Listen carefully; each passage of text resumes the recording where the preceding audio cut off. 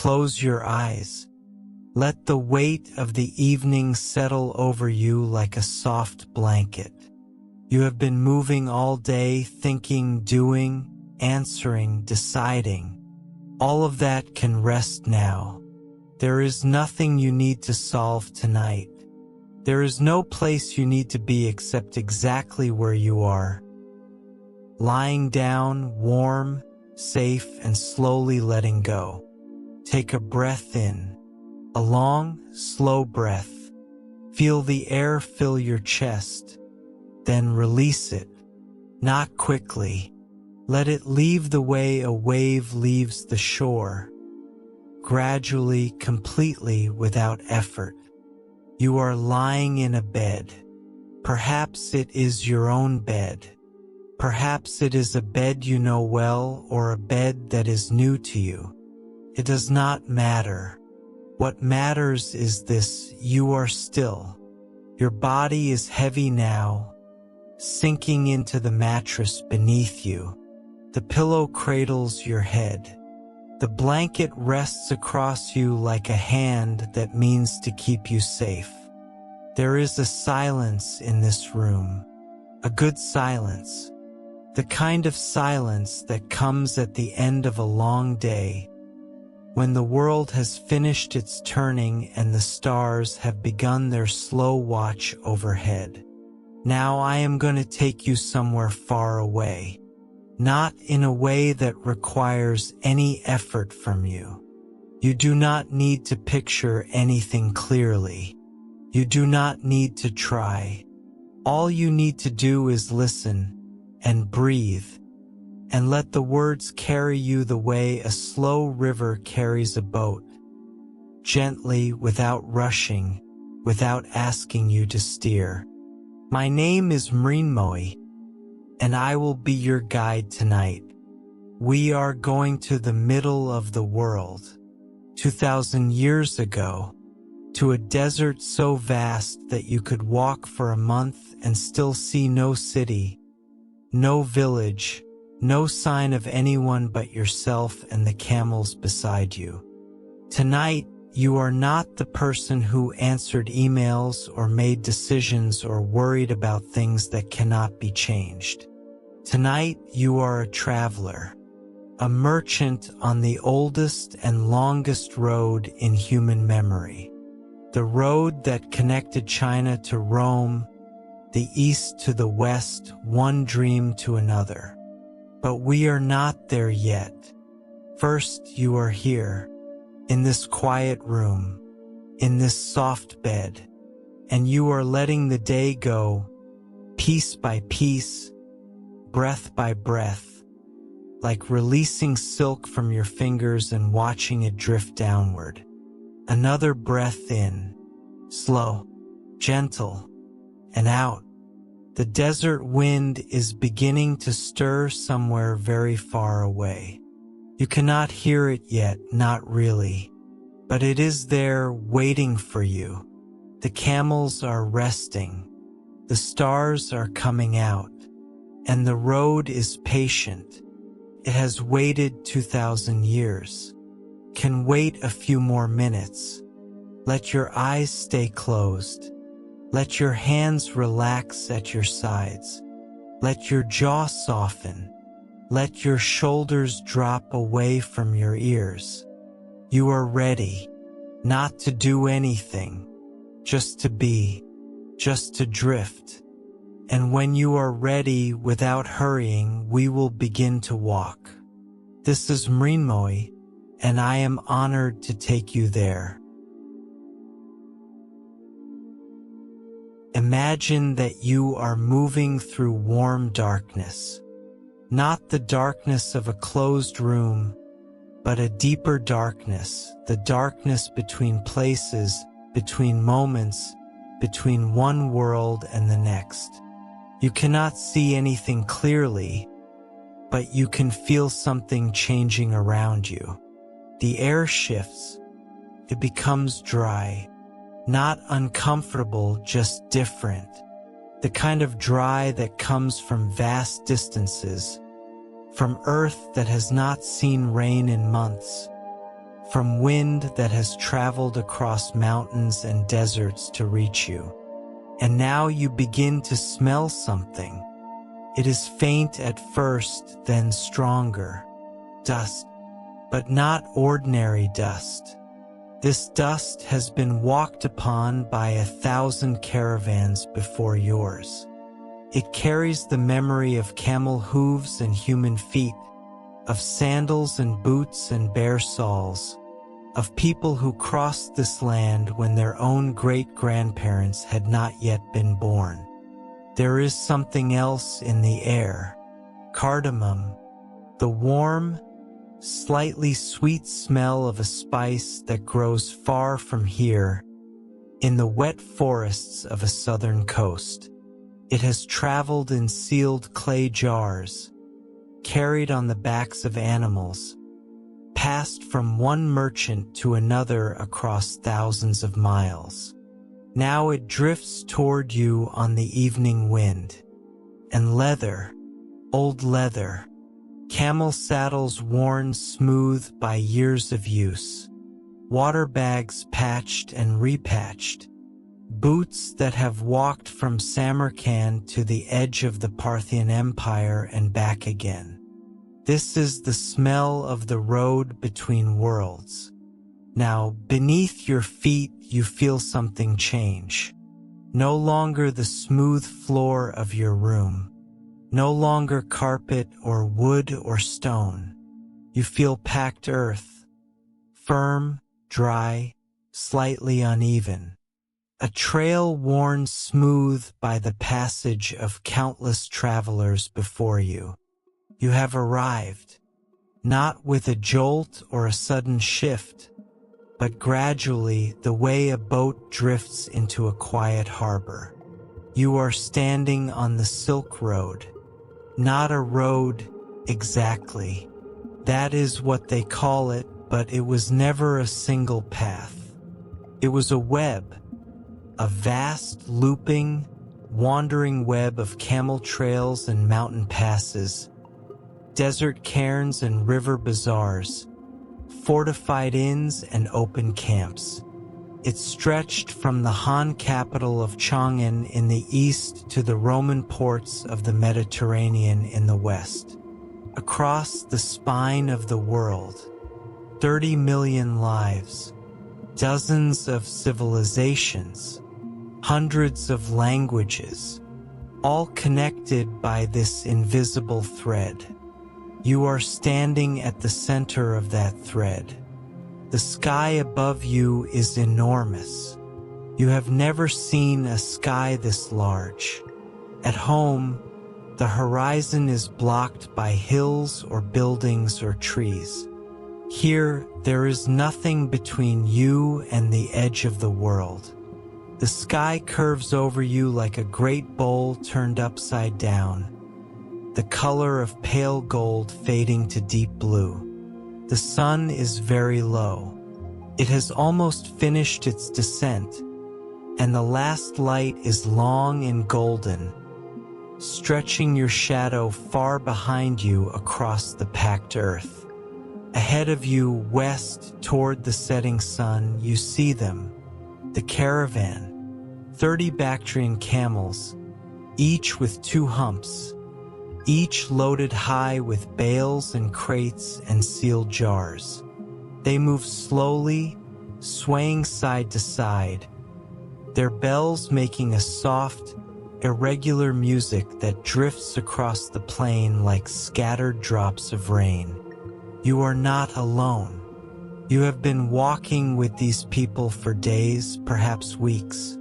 The caravan leader calls out something in a language you only half understand, Sogdian, the tongue of the great merchants who dominate this road. Around you, the others slow their pace.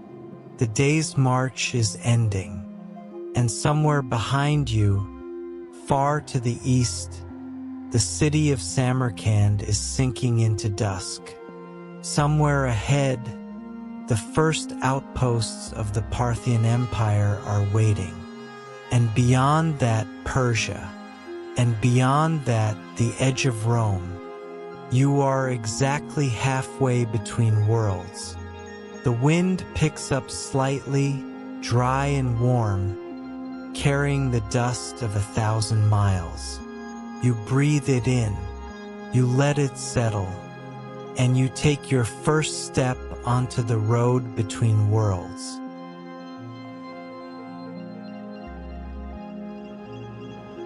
The camel in front of you sways to a halt.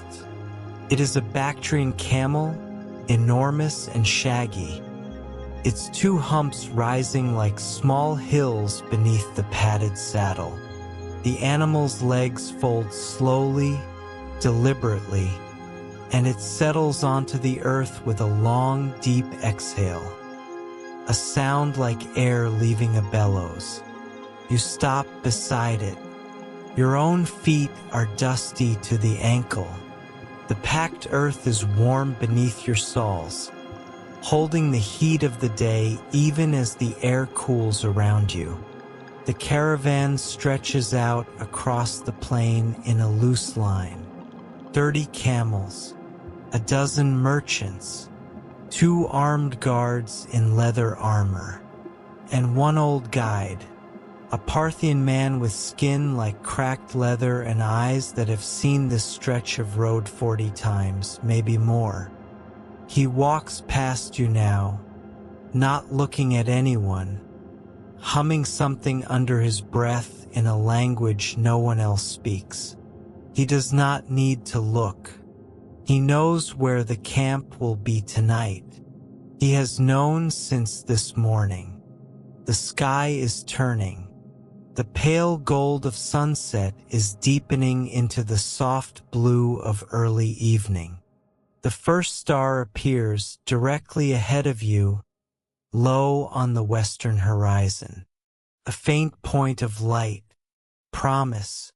The caravan leader shouts something in Sogdian, a short, sharp command. You catch the word for halt and the word for water. The line of camels stops completely. The bells fall silent one by one. For a moment, there is only the wind and the breathing of 30 exhausted animals. Then the work begins. You watch as the animal handlers move down the line, checking ropes and harnesses. Each camel carries up to 600 pounds. A staggering weight. The 2 humped Bactrian camels of Central Asia are the only animals that could manage this journey. They can endure temperatures from freezing to furnace heat. They can go a week without water, a month without food. Without them, the Silk Road would have been impossible. Without them, China and Rome might never have known each other existed. But tonight, even the camels are tired. Even the camels are glad to stop. You begin to move among your own goods. You have 3 bales of Chinese silk, wrapped in oiled cloth and then leather, lashed to the back of a gray camel with legs like tree trunks. You check the ropes tight good. You check the sealed clay jars of spice, cinnamon from the Malabar coast, black pepper from the same region, a small packet of cardamom that cost you more than you should have spent. Everything is intact. Everything is safe. A voice calls out from the head of the line. The old guide has found the camp. Not a caravanserai tonight, just a flat stretch of ground near a dry riverbed, sheltered slightly by a low ridge of rock. But it will do. It has done for 1,000 caravans before yours. You begin to walk again, slowly, leading your camel by a rope looped loosely around its neck. The animal follows without eagerness, its broad feet sinking slightly into the dust with each step. Around you, the other merchants are doing the same. A Sogdian silk broker named Nanarevandak, a thin man with a pointed beard and gold rings on 3 fingers, is arguing with one of the guards about something you cannot hear.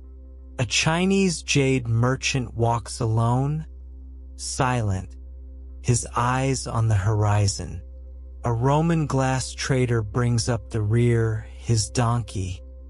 He prefers donkeys to camels, though everyone thinks he is strange for it, picking its way carefully over the uneven ground. You are a strange collection of people, thrown together by nothing but the road. You come from cities that have never heard of each other. You worship different gods, eat different foods, dream different dreams. But out here, in the vast emptiness between oases, none of that matters. Here you are just travelers, all moving the same direction, all hoping to reach the next well before the water runs out. The sun is almost gone now. The first stars are multiplying, and ahead, where the old guide is already arranging stones for a fire ring, the camp is taking shape. You will sleep tonight on packed earth, wrapped in your traveling robe, with the smell of camel and dust in your nostrils and the great wheel of stars turning slowly overhead. And for reasons you cannot quite name, you are content. You are exactly where you should be.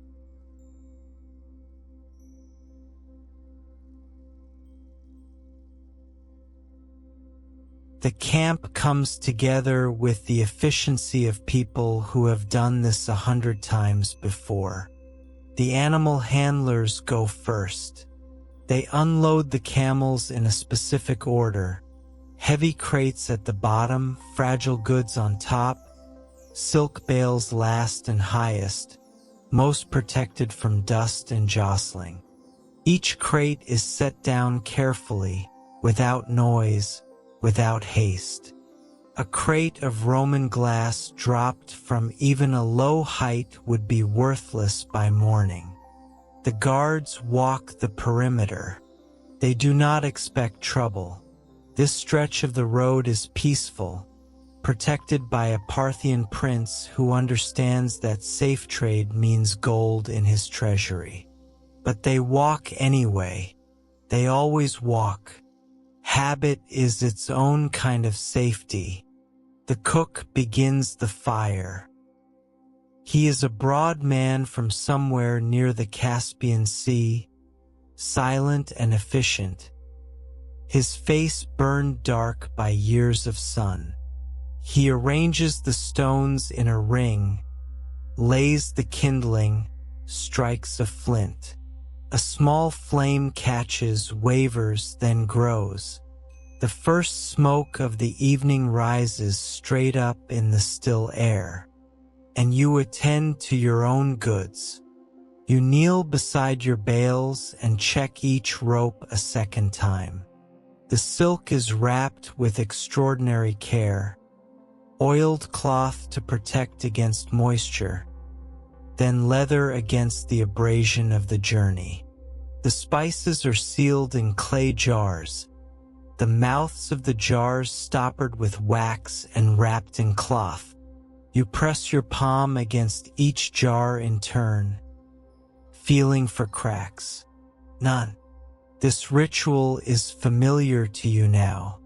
You have done it every evening for weeks. Pack and unpack, check and recheck. Your goods are not just merchandise. They are your profit, your reputation, your safe return home. A merchant whose goods arrive damaged does not stay a merchant for long. The last rope is secure. You sit back on your heels and let out a breath you did not know you were holding. The desert is cooling quickly. You can feel it on your forearms, on the back of your neck. The sun has vanished completely. and the blue of the sky is deepening toward black.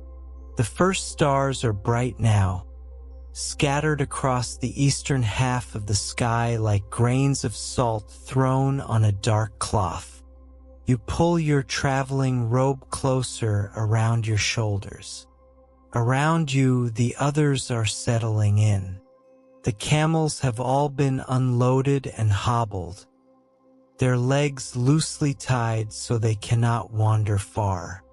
They fold themselves to the earth one by one, each with that same long, slow exhale, their heads sinking toward the ground, their eyes half closing. They look like enormous boulders scattered across the plain.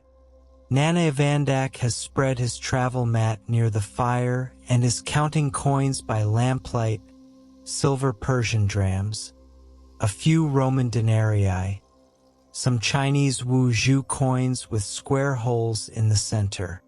He runs his fingers over them like a priest touching beads. The Chinese jade merchant has not joined the group. He sits apart, facing east, his eyes closed, his lips moving silently. You do not know what prayers he says. You do not need to know. Some things are private even on the open road. The Roman glass trader, his name is Marcus, he told you once, though you have never heard anyone else use it, is carefully unpacking a single crate. Inside, wrapped in sawdust and cloth, are glass vessels of pale green and deep blue, bowls and cups, and one extraordinary pitcher shaped like a dolphin. He checks each piece with the tenderness of a father checking sleeping children. You lower yourself to sit on your own travel mat. You set your back against a warm saddlebag, and for the first time today you are still. No walking, no lifting, no checking and rechecking, just sitting, just breathing, just watching the fire grow and the stars multiply and the darkness settle over the desert like a blanket being drawn across the world. The desert stretches out around you in every direction. Flat, vast, very, very quiet. You can hear the camels breathing, the fire crackling, someone humming softly in a language you do not recognize. That is all. You close your eyes for a moment, not to sleep, just to feel the stillness. When you open them again, the Milky Way is beginning to appear, a faint river of pale light flowing across the sky from south to north. You have never seen it this clearly. At home, there is always too much light, too many fires, too many torches. But here, there is nothing between you and the stars. Nothing at all. Tomorrow you will walk again. Tomorrow, the camels will rise with the dawn and the caravan will resume its slow journey west. Tomorrow you will be a merchant again, weighing and bargaining and worrying about ropes and jars and the honesty of strangers. But not tonight. Tonight there is only this fire, these stars, this great patient silence, and you sitting still in the middle of it all.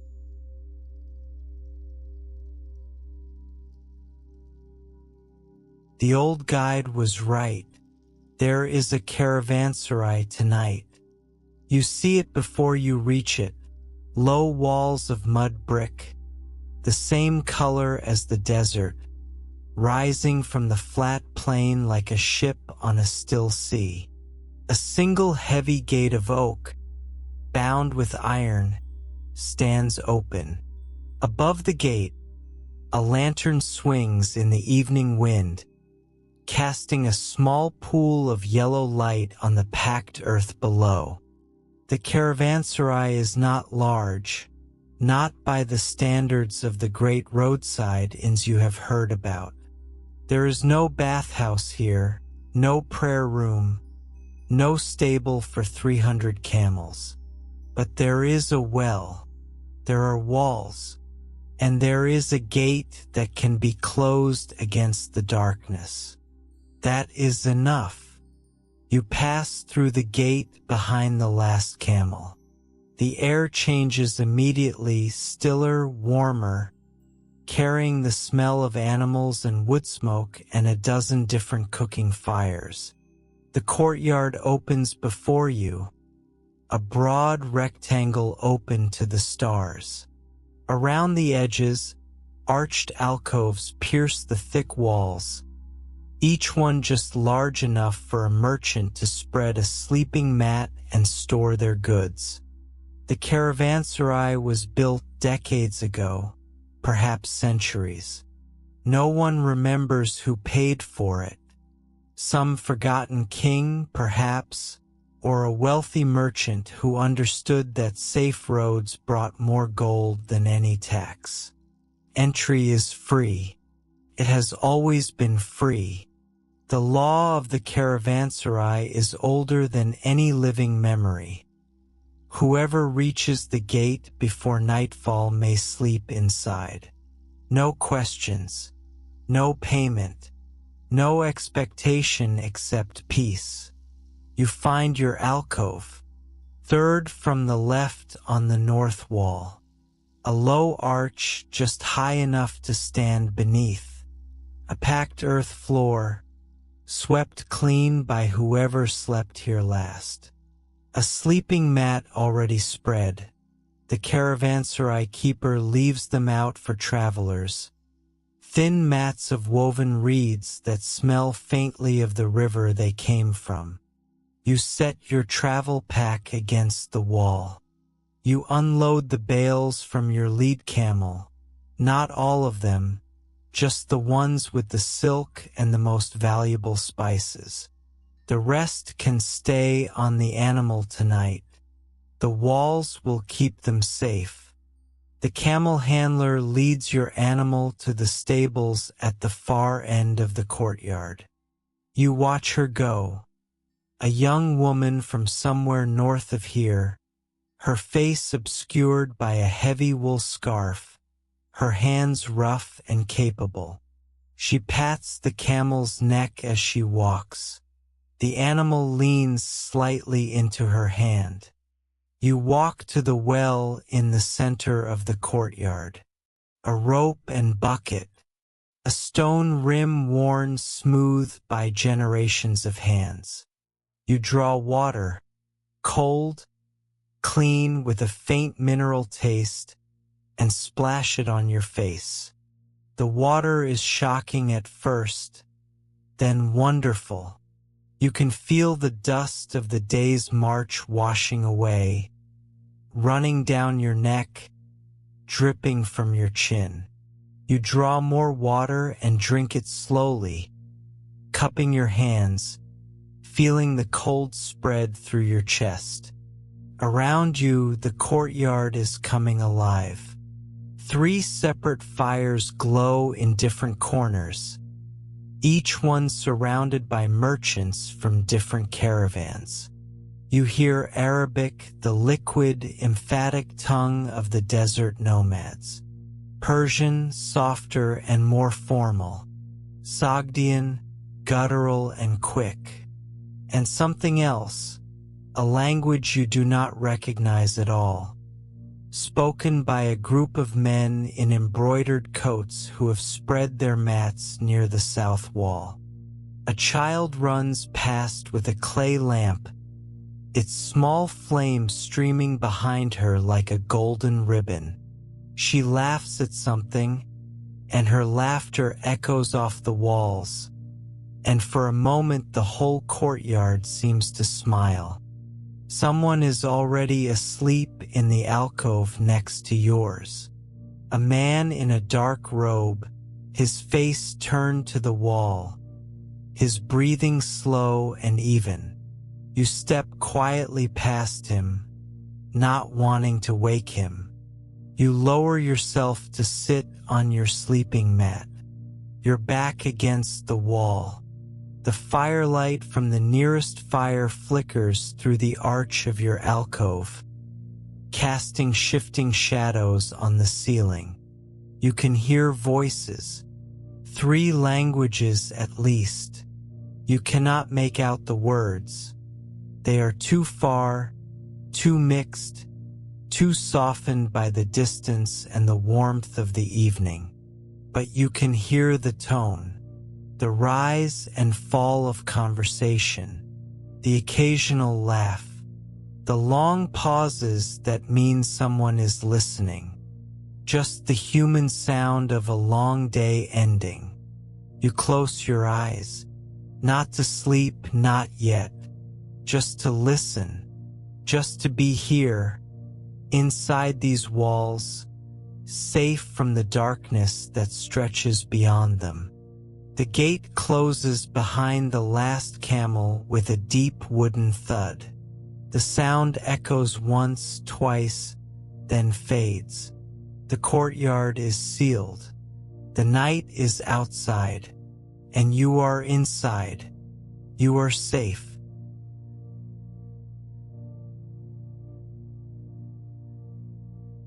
The cook has prepared the evening meal. It is simple, it is always simple on the road, but tonight it feels like a feast. Flat bread, cooked on a hot stone beside the fire, the surface blistered and charred in places, soft and chewy in others. A thick lentil stew with dried dates and a splash of sour wine. The last of the wine, the cook says, so drink it slowly. And water, fresh from the well, cold and clean. You carry your bowl to the fire nearest your alcove. Others are already there. Narration, the Sogdian silk broker, has spread his mat closest to the flames. The Chinese jade merchant sits at the edge of the firelight, his face half in shadow. Marcus, the Roman glass trader, sits cross-legged, a cup of watered wine in his hand, looking more comfortable than you would expect a Roman to look this far east. You sit down among them. No one speaks. No one needs to. The food is reason enough. You tear the bread slowly, the warmth of it in your hands, the slight resistance of the crust, then the soft give of the interior. You dip it into the stew, thick, earthy, flavored with cumin and garlic and something sweet you cannot identify. Dried dates, perhaps, or a touch of honey. The stew is not fancy. It is not the kind of food you would serve to guests at home. But after a day's march, after hours of sun and dust and the slow, steady rhythm of walking, it is exactly what you need. Simple, warm, satisfying. The fire pops once. A small shower of sparks rises into the darkness and disappears. You watch them go. Across the fire, Marcus is watching them too.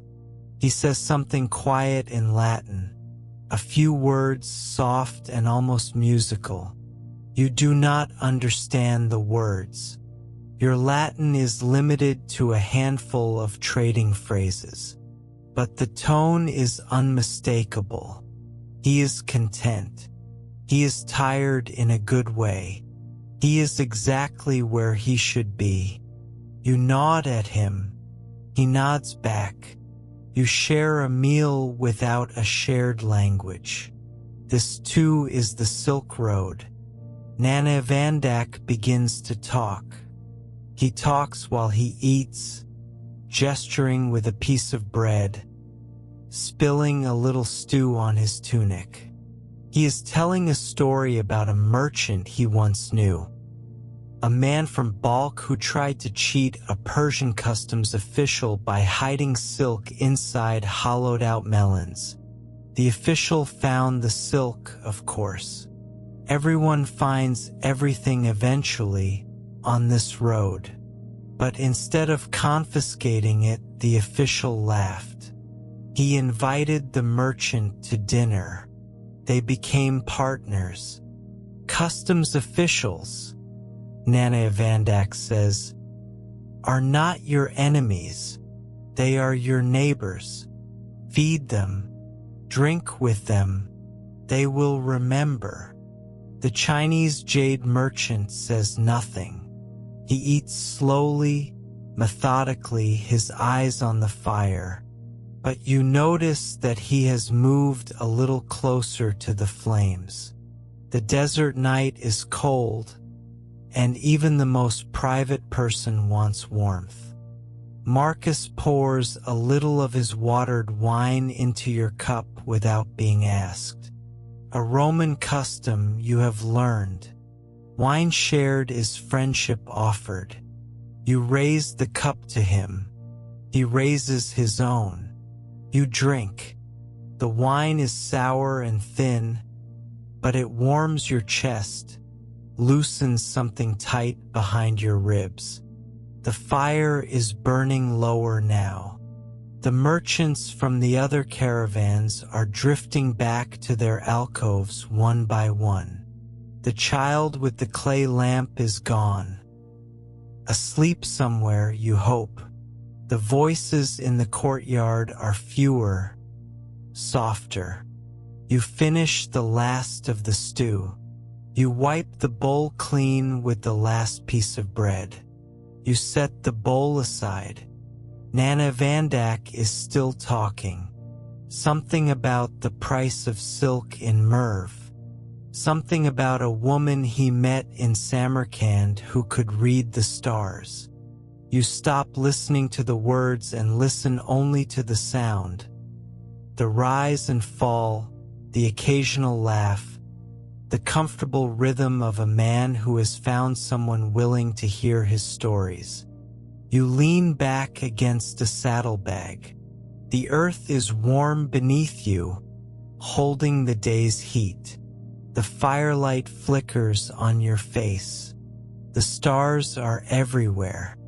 And you think, for no particular reason, that this is one of the best meals you have ever eaten. Chapter 07, Tales by Twilight, Stories Around the Fire. 14 minutes. The old guide has been silent all evening. He ate his meal apart from the others, sitting near the well, chewing slowly, staring at nothing. You have learned not to bother him when he is like this. The old guide lives in a world of his own, a world of remembered roads and vanished caravans and stars that have shifted position since he first learned their names. But now the fire is low. The courtyard is quiet. The other merchants are beginning to yawn, to stretch, to think about sleep. And the old guide rises. He walks to the fire with the slow, deliberate steps of a man who has earned the right to be unhurried. He sits down. He picks up a stick and stirs the coals. And then he begins to speak. He speaks in Persian. His voice is low and even, without hurry, without drama. He does not look at his listeners. He looks at the fire. The fire, you realize, has been his audience for 40 years. It has never interrupted. It has never asked him to repeat himself.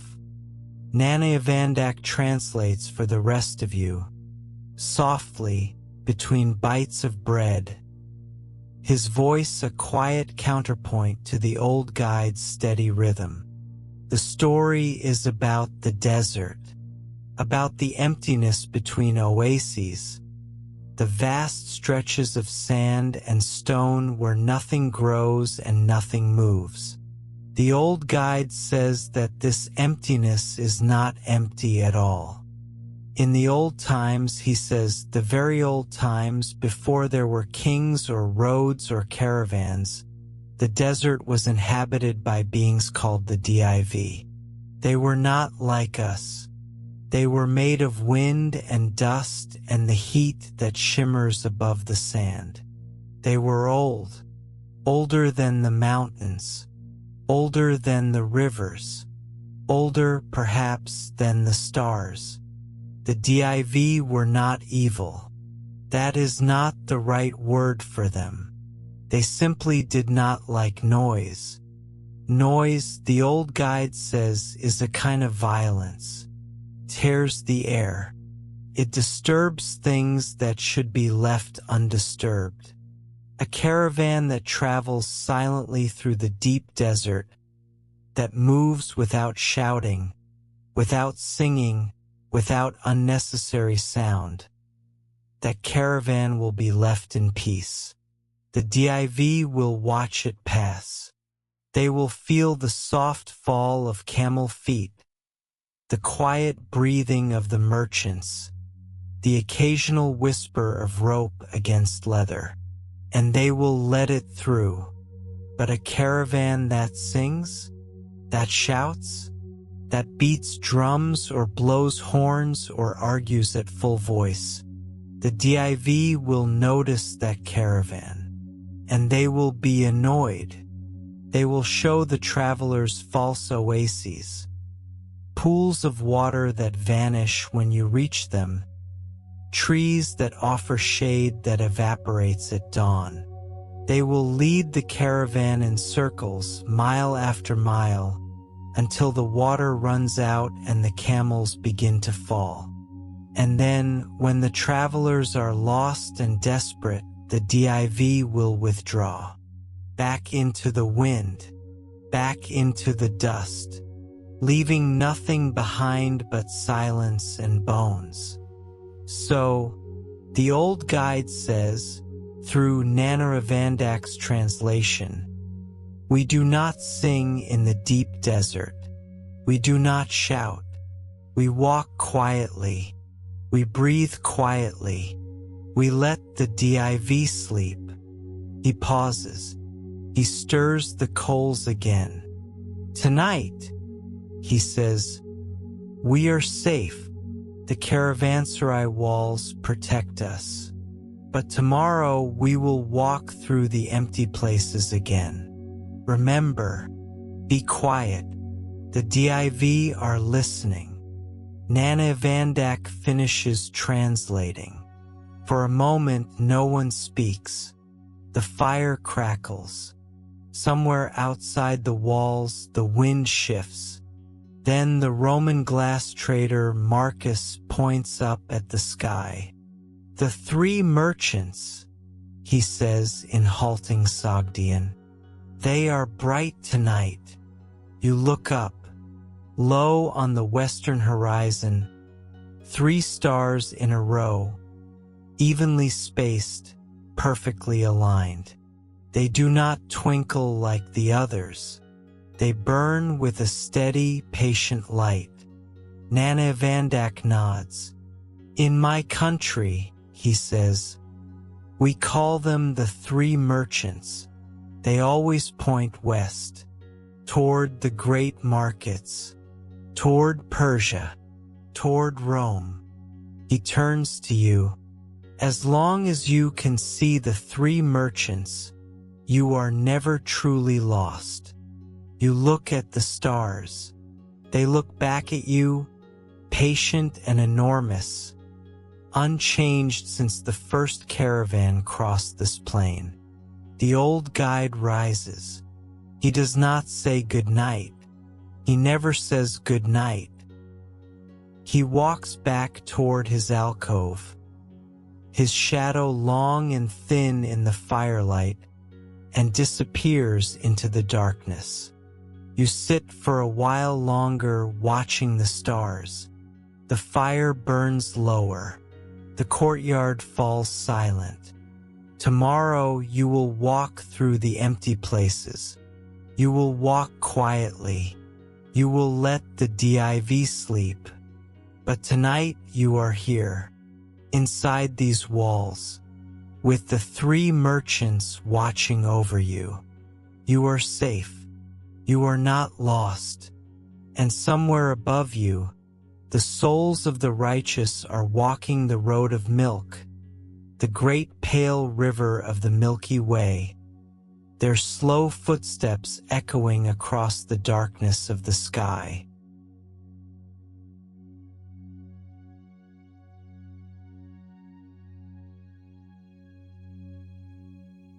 The old guide has been silent all evening. He ate his meal apart from the others, sitting near the well, chewing slowly, staring at nothing.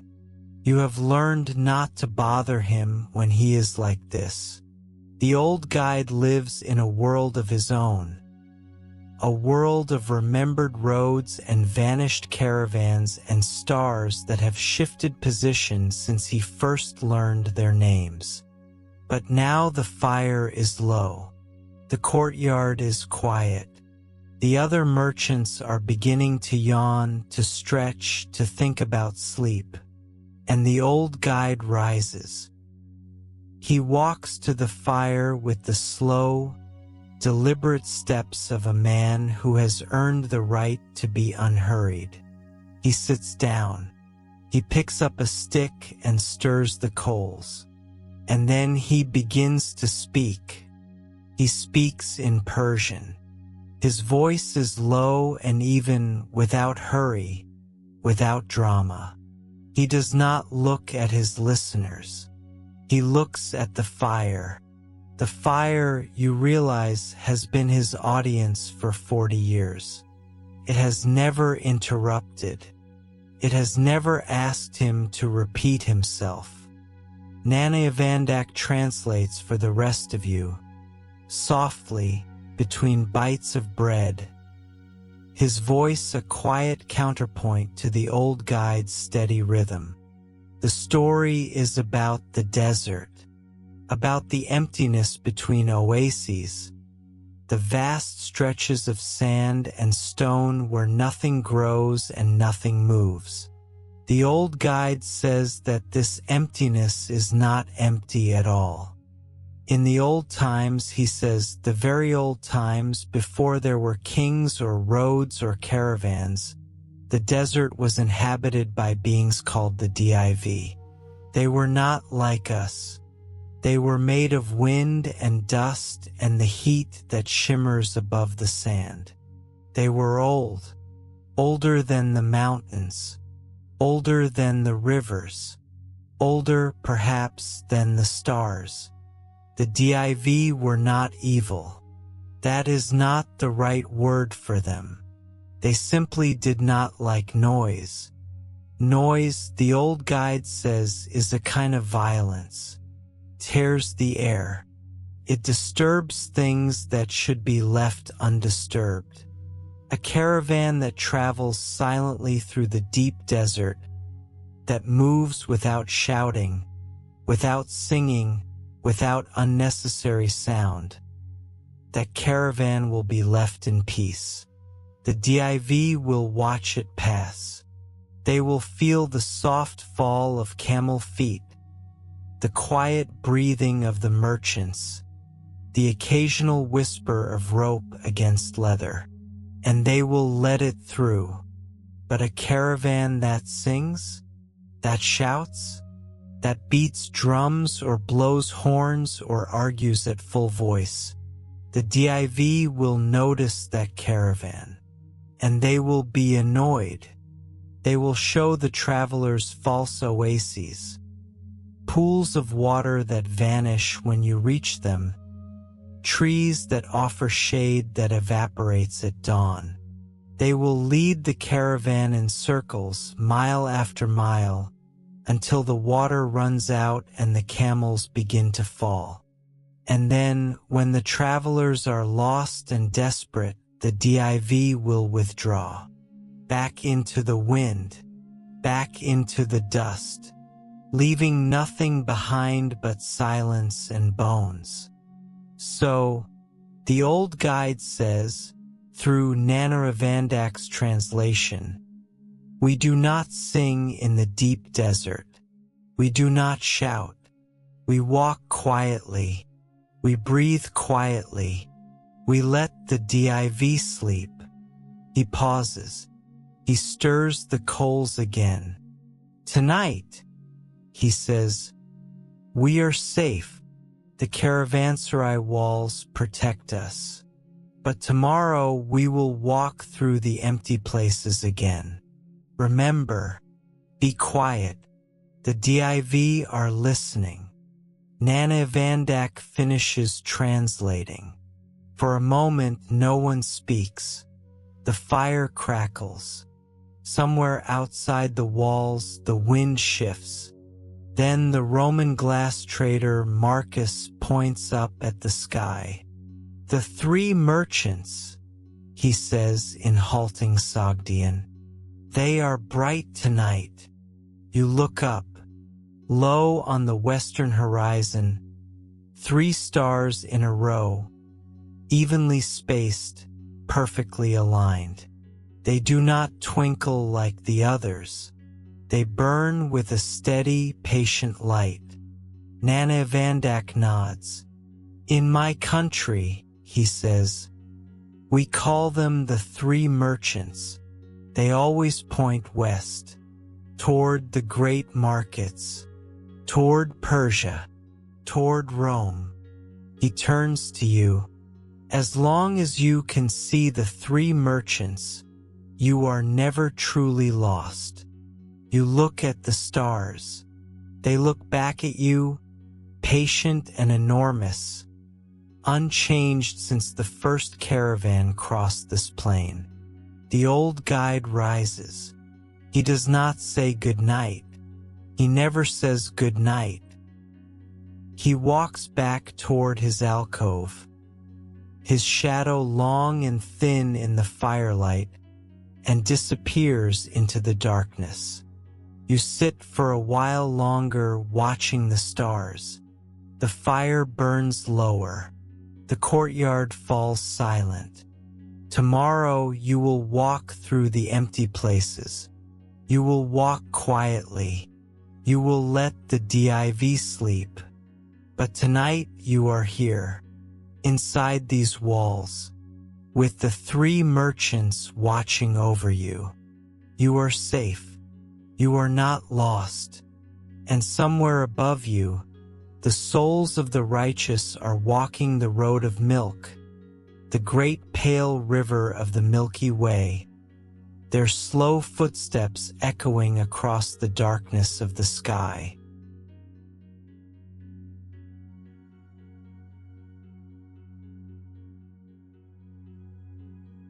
The fire has burned down to red coals.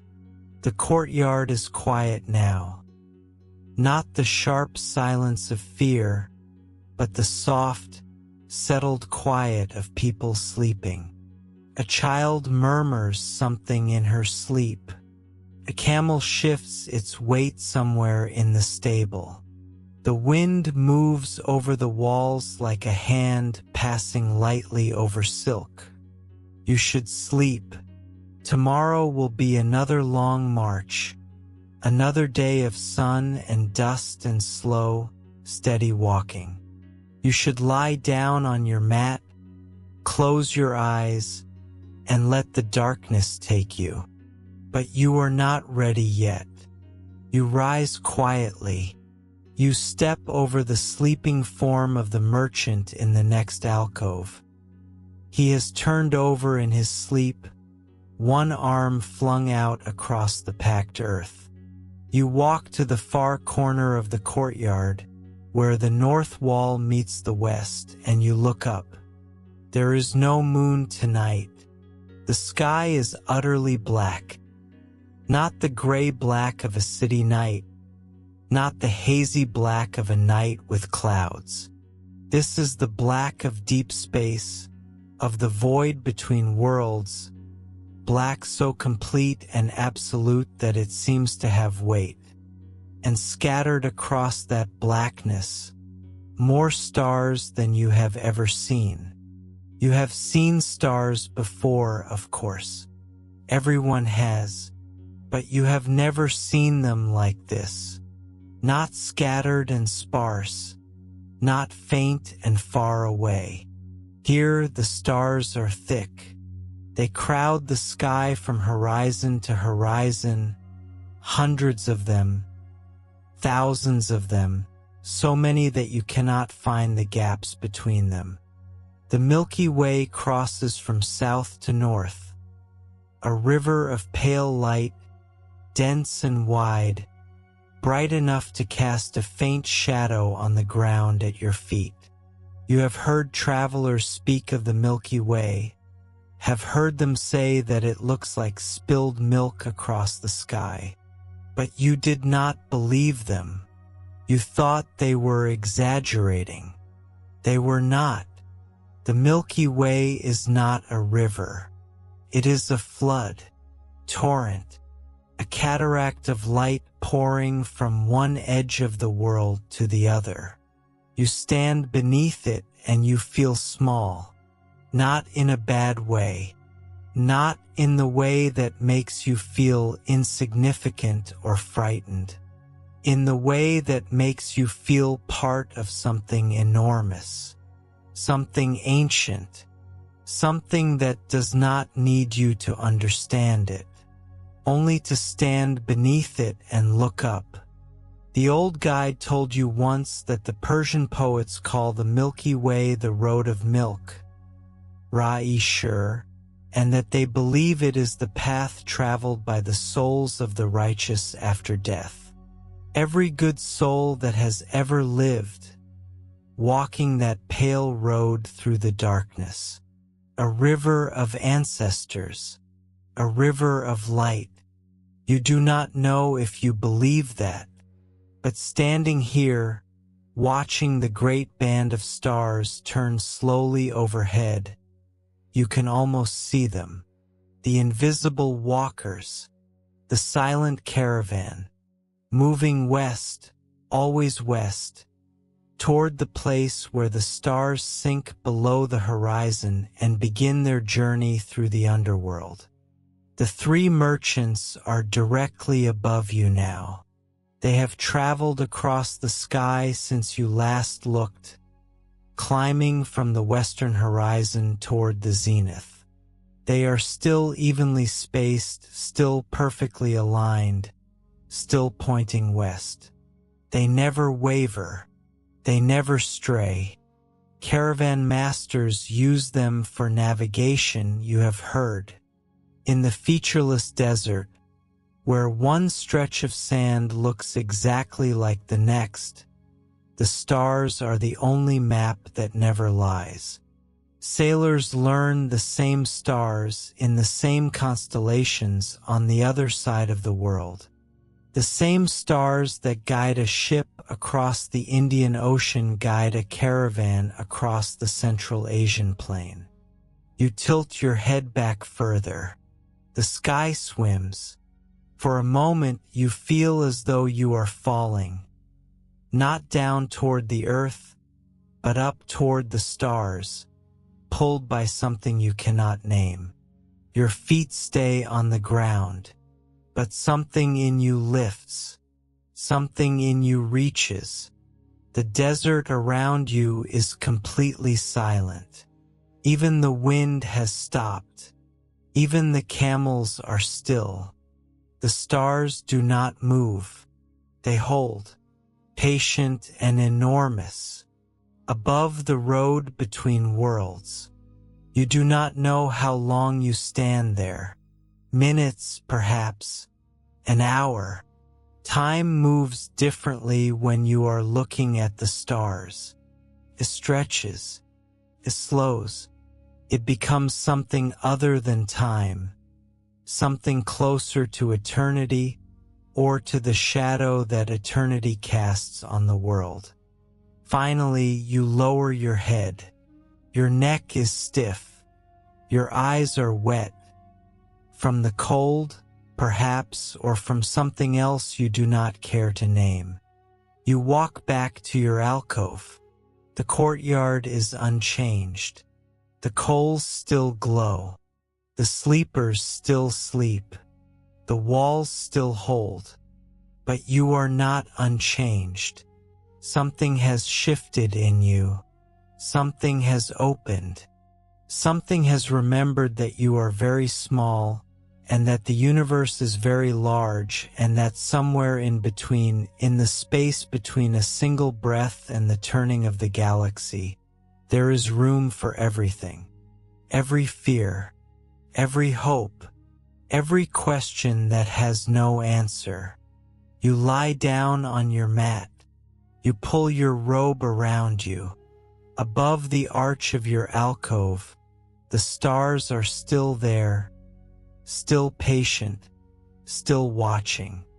You close your eyes, and for the first time in a very long time, you do not feel alone.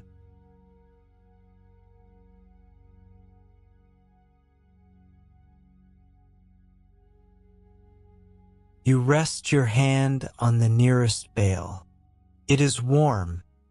The day's heat still trapped inside the leather wrapping, radiating slowly into the cool night air. Inside that bale, beneath the oiled cloth and the careful layers of padding, is silk.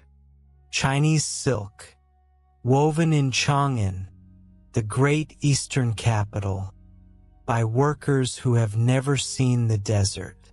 Women and men at looms, their fingers moving with the speed of long practice, threading warp and weft into patterns of dragons and phoenixes, clouds and mountains.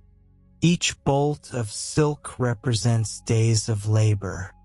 Each thread was spun by silkworms fed on mulberry leaves. The secret of sericulture guarded by the Chinese emperors for centuries.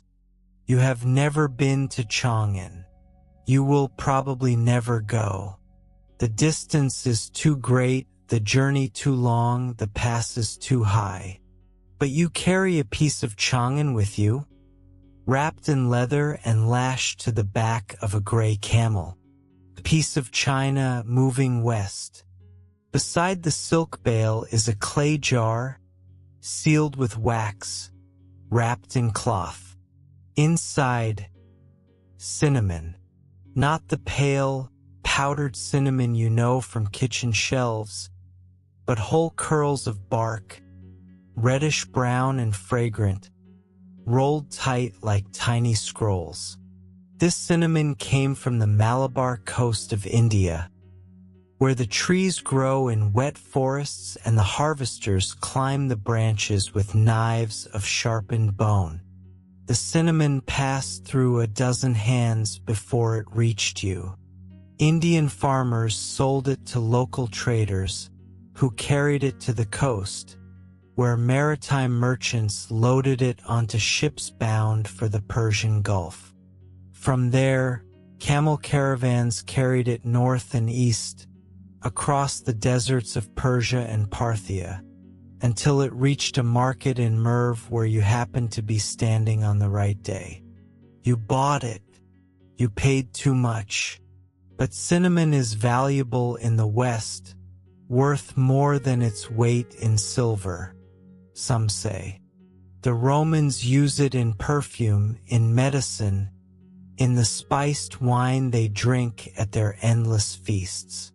By the time this jar reaches the markets of Antioch, it will have traveled farther than most people travel in a lifetime, and the price will reflect that distance. Beside the cinnamon jar is a small leather pouch. Inside, lapis lazuli, stones the color of a deep winter sky, flecked with gold. Not real gold, but pyrite, fool's gold, that shines like tiny stars trapped in the blue. These stones came from the mines of Bactrian, in the mountains of what is now Afghanistan. Mines that have been worked for thousands of years, since before there were kings in Egypt, since before there were pyramids. Lapis is not heavy. You could carry a fortune in lapis in the palm of your hand. The Egyptians used it for the eyes of their statues so that the gods could see. The Persians ground it into pigment for their finest manuscripts.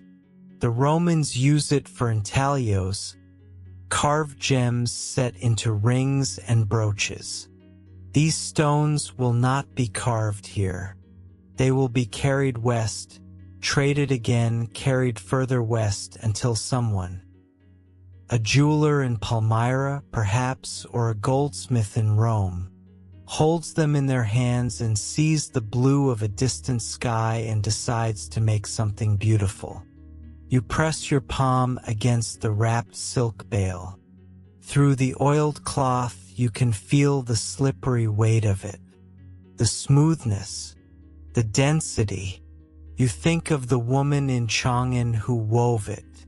You do not know her name. You will never know her name. She wove this silk weeks ago, months ago, in a city you will never see, and then she handed it to a merchant who handed it to another merchant, and eventually it reached you. You think of the woman who will wear it, somewhere in Rome or perhaps in Antioch or maybe in one of the great cities of Persia. A woman you will also never know. She will drape this silk over her shoulders, or hang it as a curtain in her home, or give it as a gift to someone she loves. She will never know your name either. You are the invisible bridge between them, the thread that connects Chang'an to Rome, the hands that carry the work of one pair of hands to another pair of hands across half the world. You are a merchant. That is your job. But tonight, sitting in the darkness of a caravanserai in the middle of nowhere, it feels like more than a job. It feels like a purpose. The Silk Road is not a road. It is an idea. The idea that faraway people are still people, that distant cities are still cities, that a bolt of silk woven in China can become a dress in Rome, and in the wearing of it, someone on one edge of the world touches someone on the other edge. You close your eyes. You rest your head on the saddlebag. The silk is beside you. The cinnamon is beside you. The lapis is beside you. You are a thread in the longest story ever told. And you are tired, in a good way, in the way that comes from carrying something important, something that matters, something that will outlast you by centuries. You let your breathing slow. You let your body sink into the earth. Tomorrow you will carry these things further west, but tonight they carry you.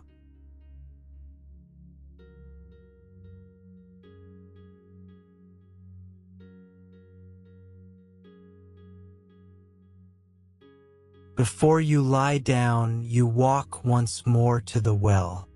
The courtyard is almost entirely still now. The 3 fires have burned down to beds of glowing coals, red and orange and faintly pulsing, like the heartbeats of sleeping animals. The sleepers in the alcoves are quiet. No murmuring, no shifting, just the slow, steady rhythm of breath after breath. The caravanserai keeper has gone to his own bed somewhere in the back of the compound. The gate is closed. The walls are dark. The only light comes from the coals and from the stars, which have multiplied even further as the night has deepened. You draw water from the well. The rope creaks softly. The bucket descends into the darkness, and you hear it hit the water. A distant splash, muffled by the depth. You wait. You pull the rope back up, hand over hand, slow and steady. The bucket breaks the surface of the well. Water spills over the rim, glinting in the starlight. You lift it clear and set it on the stone rim. You have no cup. You do not need one. You lift the bucket to your lips and drink. The water is cold, shockingly cold, the kind of cold that makes your teeth ache and your chest tighten. But it is good, clean and mineral and full of the earth's deep darkness. You drink slowly, one sip, then another, then another. You lower the bucket. Water drips from your chin, cold on your neck. You wipe your mouth with the back of your hand. There is a tradition among the Zoroastrian caravans. The old guide told you once. Before drinking from a well at night, you should pour a small offering of water back into the well. A thank you to Anahita, the goddess of rivers and fertility, who keeps the water clean and the wells full even in the driest desert. You do not know if you believe in Anahita. You are not even sure what you believe anymore. The road has a way of loosening certainties, of making room for mysteries you did not expect. But the old guide has walked this route 40 times, and he has never led you wrong. You dip your cupped hands into the bucket. You lift the water. You pour it slowly back into the well, watching it fall through the darkness, hearing it hit the distant surface far below. Thank you, you think, for the water, for the walls, for the stars. You set the bucket aside. The courtyard is beautiful in this light. Not beautiful the way a garden is beautiful or a palace or a woman in a silk dress. Beautiful the way a safe harbor is beautiful to a ship that has crossed a storm. Simple, functional, enough. The camels are folded in the stable, their long legs tucked beneath them, their heads resting on the ground. They look like sleeping mountains, dark, warm, breathing slowly. The smell of them drifts across the courtyard, strong and musky and somehow comforting. The smell of life, the smell of the road. Somewhere overhead, an owl calls once. A soft sound, almost a question. Then the night is quiet again. You walk back to your alcove. Your feet are bare. You left your sandals by your mat, and the packed earth is cool now, the day's heat fully released. The cold rises up through your soles, up through your ankles, a pleasant chill that reminds you that you are alive, that your body is working, that the desert night is doing what it has always done. You reach your alcove. The sleeping mat is still there. The saddlebag is still there. The bales and jars and pouches are still there, undisturbed. You sit down on the mat. You pull off your outer robe and spread it over the mat as an extra blanket. The desert night is cold now, colder than it was an hour ago. You will need the warmth, but you do not lie down yet.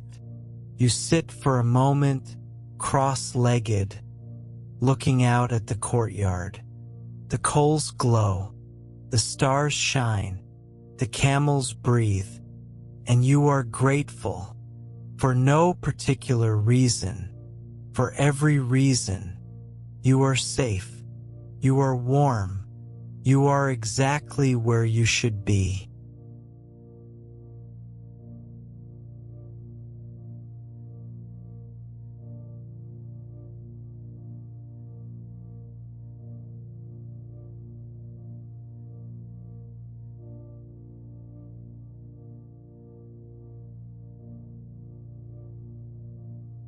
You lie back. The earth is firm beneath you, not soft like a feather bed, but solid and reliable. You can feel it through the thin mat and the robe beneath you, the packed earth of the Caravanserai courtyard, trodden by 1,000 sleeping merchants before you. You are not the first to lie here. You will not be the last.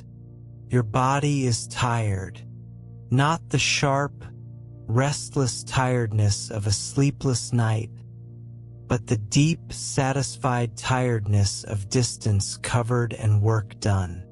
Your legs ache from walking, your shoulders ache from lifting, your feet ache from the endless miles of packed earth and loose sand and occasional stone. It is a good ache. An honest ache, the kind of ache that tells you that you have done something today, that you have earned your rest, that you can close your eyes without guilt or regret. Above the low arch of your alcove, you can see a rectangle of sky, pure black, completely crowded with stars. The rectangle is small, the alcove is not large, but it contains more stars than you could count in a lifetime. The 3 merchants are directly above you now. They have traveled across the sky while you drank from the well, while you walked back to your alcove, while you settled onto your mat. They are still evenly spaced, still perfectly aligned, still pointing west. You are not lost. You are exactly where you should be. The cold air is on your face. You can feel it on your cheeks, on your forehead, on the bridge of your nose. The warmth of the robe is across your chest, your stomach, your legs. The contrast is pleasant, warm beneath, cool above, like being wrapped in a cocoon while the night air flows over you. You smell dry earth, camel, old wood, the last trace of the cook fire, which has finally burned down to ash. The faint, sweet smell of the cinnamon jar, still sealed but not perfectly, its fragrance leaking through the wax and the cloth like a secret you are not supposed to know. The absolute quiet of the Central Asian desert at midnight. Not the silence of an empty room. There is too much life for that. The camels are breathing. Somewhere, not far away, one of them shifts its weight, and you hear the soft creak of rope. The wind moves over the walls, a faint, continuous whisper, so low you almost miss it. But there are no human sounds, no voices, no footsteps, no arguments or laughter or calls from one alcove to another. The caravan has finally, fully, completely settled. Your breathing slows. You do not have to make it slow. It simply slows. Your chest rises and falls, rises and falls. Each breath is longer than the one before. The stars hold their positions. The 3 merchants do not move, patient, unhurried. They have been watching over travelers for thousands of years. They will be watching long after you are gone. Your eyes are heavy now. Not with effort, with permission. Your body is giving you permission to sleep. Your mind is giving you permission to stop. The day is over. The road can wait. Tomorrow you will rise with the sun. You will drink water from the well. You will check your ropes and your jars and your bales. You will harness your camel and fall into line with the others, and you will walk west, following the 3 merchants toward Persia and beyond. But not tonight. Tonight the road can wait. Tonight there is only this sky, this silence, the slow breathing of 30 camels who have carried you safely one more day. You close your eyes. The stars are still there, behind your eyelids. You can see them faintly, not clearly, but as a presence, a glow, a reminder that the universe is large and you are small, and somewhere in between, there is room for rest. You let your jaw soften. Your hands relax at your sides. Your shoulders drop away from your ears. The desert holds you. The walls hold. The stars watch. You breathe in. You breathe out. And slowly, gently, without trying, without effort, without any need to do anything but lie here and be, you begin to drift.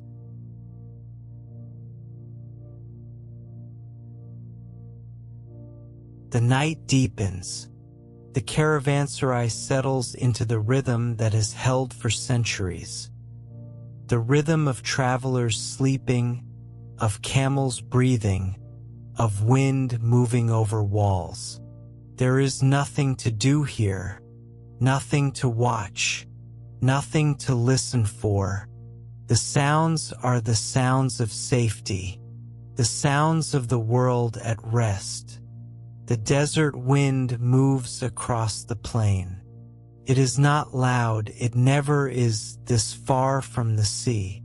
It is a low, consistent, slow-moving presence, the foundation of everything.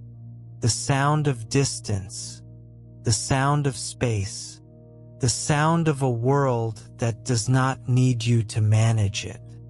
The camels breathe, slow, deep, rhythmic.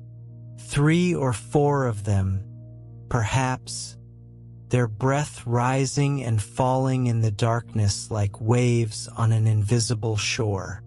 Inhale, pause, exhale. The sound of large, patient animals dreaming of grass and water and the cool of the morning. The fire embers tick occasionally. A small pop, a tiny shower of sparks that no one sees. The coals settle deeper into themselves, growing cooler, growing darker, burning down to ash. The fire has done its work. It has warmed the travelers. It has cooked the meal. It has provided light for stories and company. Now it rests. A camel bell shifts once, every few minutes, perhaps. A soft, musical sound, not jarring, not bright, but dulled by distance and the thickness of the stable walls. A reminder that the animals are there, that they are comfortable, that they too are sleeping. The wooden gate post creaks. Just once. Just a small sound. The sound of old wood settling, of iron hinges relaxing into the cold night. The gate is closed. The gate is locked. Nothing outside is coming in. A distant nightbird calls. Very far away, beyond the walls, beyond the plain, beyond the last ripple of the desert's edge. A single note, then silence. Then another note minutes later. The bird is hunting, or calling to its mate, or simply announcing that it exists. that the desert is not empty, that life continues even in the deepest darkness. No music, no voice, no drama, just the sound of a Central Asian desert in the deepest hour of the night. The sound of a caravanserai holding its travelers in the palm of its mud brick hand. The sound of 30 camels and a dozen merchants and one old guide, all breathing, all resting, all waiting for the sun. The stars turn overhead. The 3 merchants cross the sky. The Milky Way flows from horizon to horizon. A river of light, a road of souls. And you sleep, deeply, quietly, without dreams, or with dreams you will not remember, or with dreams that drift through your mind like caravan bells in the distance. Present, but not demanding, beautiful, but not urgent. The road will be there tomorrow. Sleep well.